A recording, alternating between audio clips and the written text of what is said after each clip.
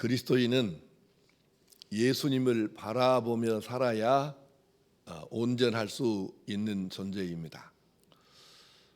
날마다의 삶이 그렇습니다. 이것은 실험을 해보실 필요는 없는데요. 예배를 안 드리고 한 달만 그냥 지나가면 거의 신앙이 없어지는 것하고 비슷합니다. 1년 가면 거의 틀림없이 예수 안 믿는 사람보다 더 나빠지든지 그 정도 됩니다.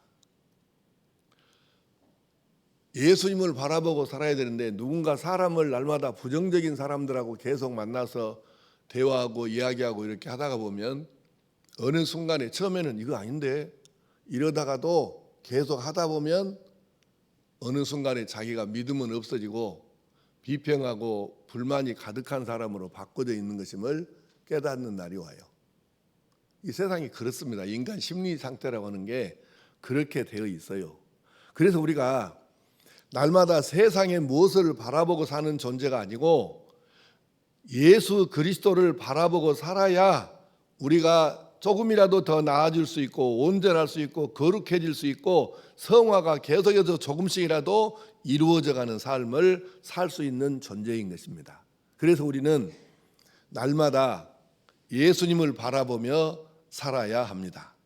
오늘 본문은 예수님께서 체포되어서 신문을 받으시는 과정에서 일어난 일 중에 한 대목을 기록한 내용입니다. 베드로가 예수님을 3번씩이나 모른다고 부인을 하지요. 3번째 부인을 하고 났더니 공교롭게도 딱 어떻게 이렇게 기가 막히게 닭이 그 시간에 우는 거예요.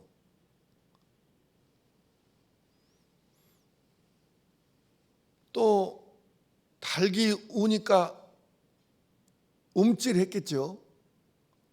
그런데 그 순간에 베드로가 예수님을 딱 바라보는데 예수님께서도 다른 데를 보고 신문을 받으시니까 하시다가 이제 달구는 소리에 그러셨던지 어쨌든 고개를 돌려서 베드로를 보시니 두 사람의 눈빛이 마주쳤다는 얘기죠.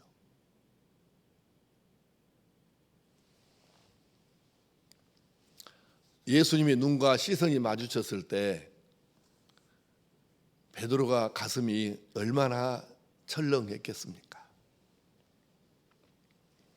그래서 베드로가 밖으로 뛰쳐나가서 통곡을 합니다.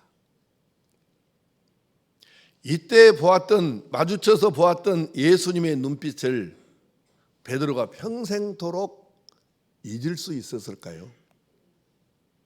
나는 절대로 결코 그럴 수 없었으리라고 믿어요. 그때 예수님의 눈빛, 베드로를 고개를 돌려서 베드로를 바라보실 때 두 사람의 눈빛이 마주쳤는데 그때 그 예수님의 눈빛은 베드로가 느낄 때 무엇을 말씀하고 계셨을까요? 베드로가 느낄 때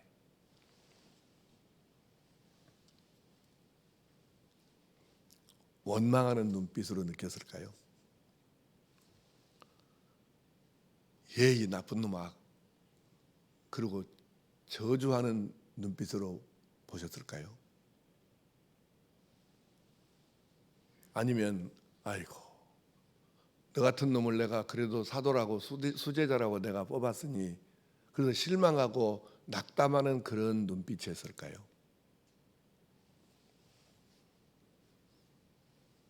잘 생각해 보십시오.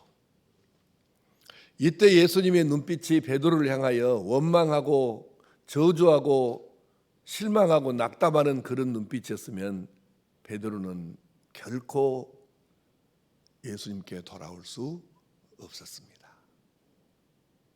어떻게 돌아올 수 있겠습니까? 그럼 뭐겠어요?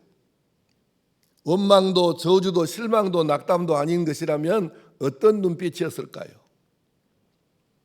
우선 우리가 얼른 떠올릴 수 있는 단어가 연민의 눈빛입니다. 사전을 보니까 연민은 불쌍히 여기고 가엾게 여긴다는 뜻이더라고요. 연민의 눈으로 보시는 거죠.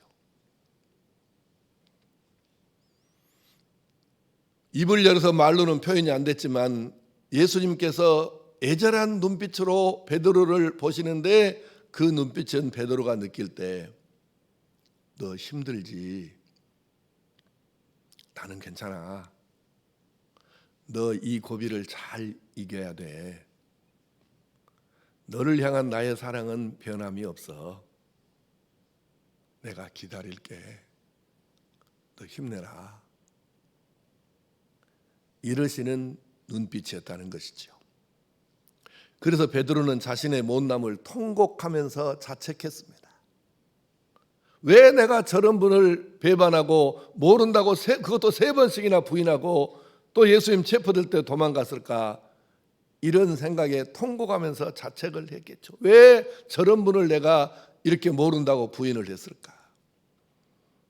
이때 예수님의 눈빛이 베드로를 원망하는 눈빛이었으면 결코 베드로 못 돌아옵니다.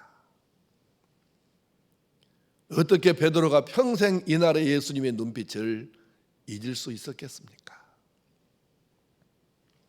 결국 어찌 보면 물론 여러 가지 복합적인 이유가 작용을 하지만 어찌 보면 베드로는 이때 이 예수님의 눈빛을 평생 잊을 수가 없어서 십자가에 거꾸로 못 박혀 죽을 수도 있을 만큼 그렇게 예수님의 사람으로 믿음의 사람으로 온전하게 살았을 수 있다고 보아요.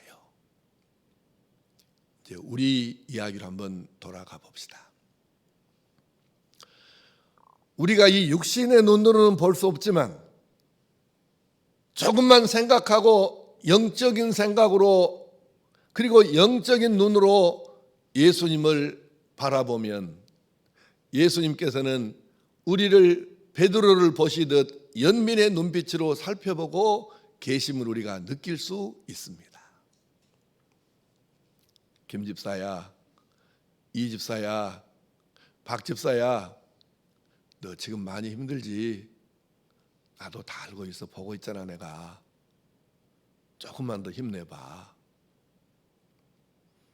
하나님의 사람들은 이 예수님의 눈과 마주치면 그 예수님의 눈길을 받으면 힘을 얻고 용기를 얻을 수 있습니다.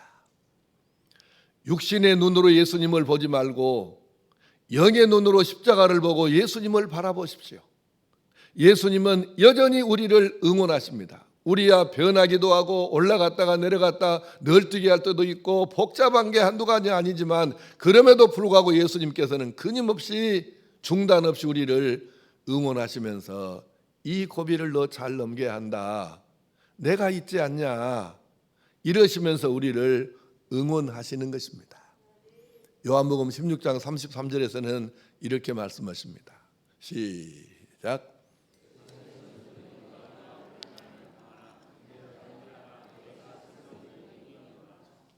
아멘. 예수님께서 세상에 3년 동안 공생애를 사시는 동안 어떤 환난을 당하셨는지를 우리가 잘 알잖아요. 조금만 생각해 보면 우리가 당하는 어려움이나 예수님이 당하신 환난은 비교 자체가 불가하지 않습니까? 그 수모, 그 고통, 그리고 마지막에는 십자가에 못 박혀 죽으심까지. 어떻게 우리 당하는 힘들고 어려운 것을 예수님 고난 환난에다가 감히 비교할 수 있겠습니까?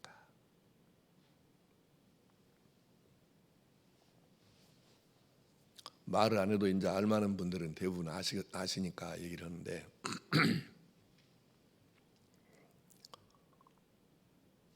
집사람이 눈길에 미끄러져 갖고 발목이 부러졌어요. 그래서 이제 수술을 했는데 마취가 전신 마취를 했는데 마취 풀려 갖고 병실로 옵디다. 그래서 이제 병실에 못 들어가게 하는데 하도 이 사람이 비명을 질렀으니까 간호사가 좀 불쌍하게 보였던가 봐요. 그래갖고 나보다 목사냐고 그래서 그렇다고 그랬더니 나한테 와가지고 간호사가 그 환자가 차진다고 그래서 비닐 옷을 입혀주면서 가서 조금만 가서 있다가 오라고 그래요. 나를 차진다고. 그런데 가서 보니까 이제 마취가 풀리잖아요. 그래서 이제 진통제인지 뭐 이렇게 수액으로 떨어져서 만든 진통제에다가 그것도 안 들으니까 가슴에다가 뭘 또 마약성 진통제를 붙이고 어쩌고 복잡하게 막 하더라고요. 그런데 진통제를 그렇게 주사로 이렇게 흘러내리고 마약성 진통제를 붙이고 이렇게 하면서도 통증이 안 가라앉은가 봐요. 그래가지고 신음을 내는데 신음이 아니라 비명 같은 신음을 내는 거예요. 옆에서 참 손잡고 있는데 참 환장 같더만 이거 목사가 뭐 능력이 있어야 그걸 뭐 통증을 좀 가며주든지 뭐 어떻게 대신 아프지도 했는데 뭐 그럴 수도 없는 것이고 그냥 손 꼭 잡고 있는데 참 난처하더라고 이게. 그래서 내가 그때 다시 느껴지는 게 그래서 내가 한 50분인가 거기 있다가 나왔거든요.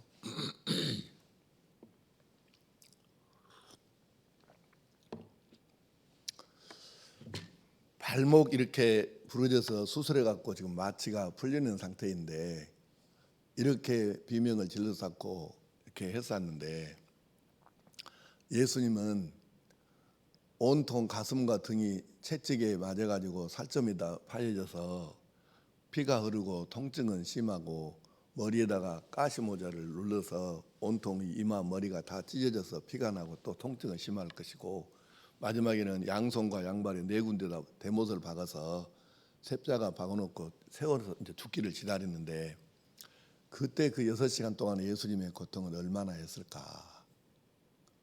우리 집사람은 그 순간에 그랬겠죠. 나보다 더 아픈 놈이 있으면 나와봐. 그런 입장이었겠죠. 그런데 그렇다고 한들 예수님께서 십자가에 못 박히신 고통의 10분의 1이나 되겠느냐고요. 우리는 다 사람이 자기중심적이기 때문에 조금만 어려움을 당해도 나보다 더 힘들게 어렵게 사는 놈이 있으면 나와봐. 되게 그런 식으로 생각을 하는데 조금만 우리가 생각을 해보면 우리가 당하는 고난이 물론 당연히 있어요. 고난이 있고 어려움이 있고 힘들고 어렵죠. 그러나 조금만 생각해 보면 예수님께서 세상에서 너희가 환난을 당해도 담대해라. 왜? 나도 세상을 이겼지 않냐. 세상에서 환난 당하면서 주께서 말씀을 하시는 것입니다. 그러니까 주님이 우리 고통을 전혀 모르시는 분이 그렇게 말씀하시면 참 우리도 어떻게 뭐라고 할 말이 있을런가 모르지만 예수님께서는 그 우리 고통하고는 말도 안 되는 비교가 자체가 안 되는 이 고난 고통을 당하시면서 해 보셨으니까 그리고 그걸 이기고 극복하셔 승리하셨는데 우리에게 말씀하시는 거예요. 나도 세상에서 내가 환난 당해봤잖아. 너희도 물론 지금 당하고 있는데 나를 생각하면서 잘 이겨야 된다. 그렇다면 네가 여기서 주저앉으면 어떻게 되겠냐. 그렇게 우리를 응원하시는 것입니다. 너 힘들어도 조금만 더 참고 견뎌라. 힘내봐. 나도 세상에서 고난을 당했지만 이겼잖아. 예수님은 지금도 하나님 보좌 우편에서 우리를 위해서 이겨라 힘내라 기도해 주시고 응원하시는 줄로 믿습니다. 내 말이 아니라 성경이 그렇게 가르치고 있잖아요. 그리고 우리가 조금만 더 성숙해지기를 원하시고 조금만 더 속도를 내서 믿음을 키워봤으면 좋겠다. 이렇게 희망을 가지고 우리에게 기대하시면서 기도하시면서 응원하시면서 우리를 도와주십니다. 지금도 예수님께서는 우리를 지그시 바라보십니다. 베드로를 원망이 아니라 너 힘내라. 이겨야 된다. 이 고비 넘겨야 된다. 잘 참고 견뎌야 된다. 그렇게 베드로를 내려다보시면서 베드로에게 응원하신 예수님께서 똑같이 우리를 응원하심을 믿고 다시 고개 들어 십자가에 달리신 예수님을 바라보면서 우리는 그래서 다시 힘을 얻고 용기를 내어서 힘차게 우리 삶의 문제를 믿음과 기도로 풀어나가면서 살아야 합니다. 오늘 설교 제목을 한번 따라 하십시다. 지그시 나를 바라보시는 예수님을 바라보라. 그렇습니다. 힘들고 어려운 삶의 자리에서 영의 눈으로 나를 지그시 바라보시는 예수님을 바라보면서 날마다 이 예수님 때문에 힘을 얻고 용기를 내어서 승리하는 삶을 살아가는 그런 예수님의 사람 될 수 있기를 간절히 축복합니다.